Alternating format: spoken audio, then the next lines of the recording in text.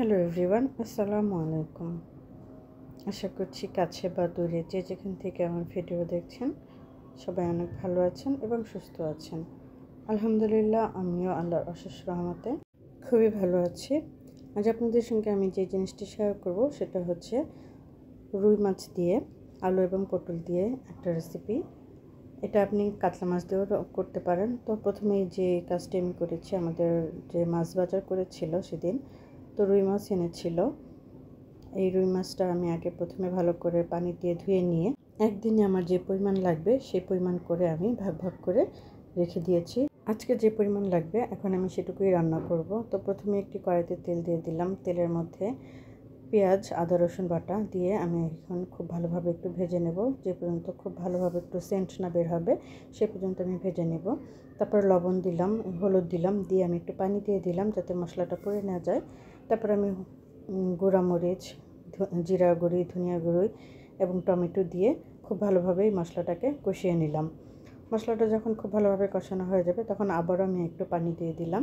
এখন এই পানিটাকে আমি মশলার সঙ্গে খুব ভালোভাবে জাল করে নেব। যখন এটা পরিপূর্ণভাবে জাল হয়ে যাবে বা এরকম বলক চলে আসবে তখন আমি হলুদ, মরিচ এবং লবণ দিয়ে মেখে রাখা মাছটাকে দিয়ে দিলাম এই মশলার মধ্যে। এখন এটাকে আমি খুব ভালোভাবে কষিয়ে নেব। খুব ভালোভাবে যখন কষানো হয়ে যাবে তখন আমি কেটে ধুয়ে রাখা পটল এবং আলুগুলো লম্বা লম্বা করে কেটে রেখেছিলাম সেগুলো দিয়ে দিলাম। এখন এই মাছের সঙ্গে এই সবজিগুলোকে আমি খুব ভালোভাবে কষিয়ে নেব। বারবারই আমি এটাকে ঢেকে দিচ্ছিলাম এবং বারবারই নেড়ে দিচ্ছিলাম যাতে সবজিগুলো খুব ভালোভাবে সেদ্ধ হয়ে আসে।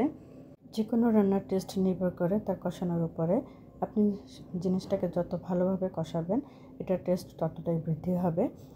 তো এটা যখন প্রপারলি কষানো হয়ে গেল আমি সেই পর্যায়ে এখানে দিয়ে দিলাম প্রায় হাফ কাপের মতন বা 1 কাপের মতন ফুটানো গরম পানি। এখন এটাকে আমি খুব ভালোভাবে রান্না করে নেব। যতটুকু ঝোল রাখতে যাবেন সেই অনুযায়ী আপনি এখানে পানি দিয়ে দেবেন এবং আপনি যতটুকু ঝোল রাখতে পছন্দ করবেন ঠিক ততটুকুই টানিয়ে শুকিয়ে নিতে হবে ঝোলটা।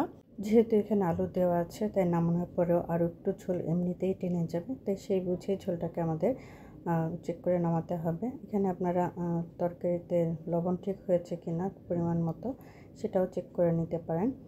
তো আমার রান্না অলমোস্ট শেষের দিকে, আমি একটু ঝোলঝোলি পছন্দ করি। এই তো আমার রান্না শেষ। এটা হলো আমার ফাইনাল লুক।